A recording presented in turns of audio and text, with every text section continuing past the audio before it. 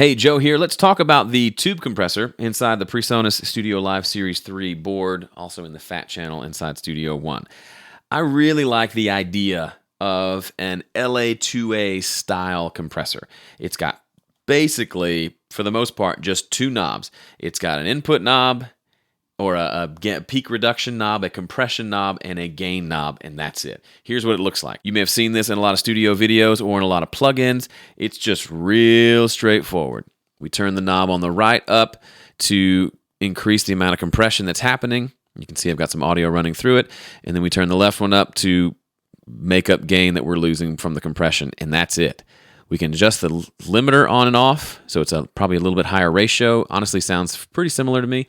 And it also has that key filter that we talked about in the last video where we can say, hey, don't listen to everything below 100 hertz, just to make it a little more punchy.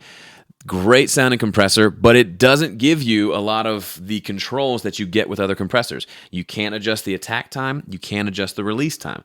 I encourage you to go research these optical style compressors like the LA2A, the LA3A. Find out more about them and how they work. Whether you look in the Presonus manual or go to look up these actual compressors themselves, it's interesting. The attack times are different based on how much compression is happening. Same with the release times, as far as if I'm understanding it correctly.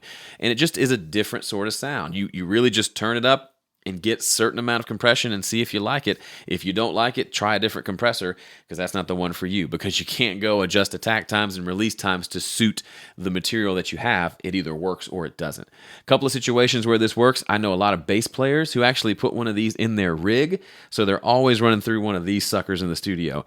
It does sound really good on bass, and a lot of folks like it on vocals. Depending on the vocal, I will use it.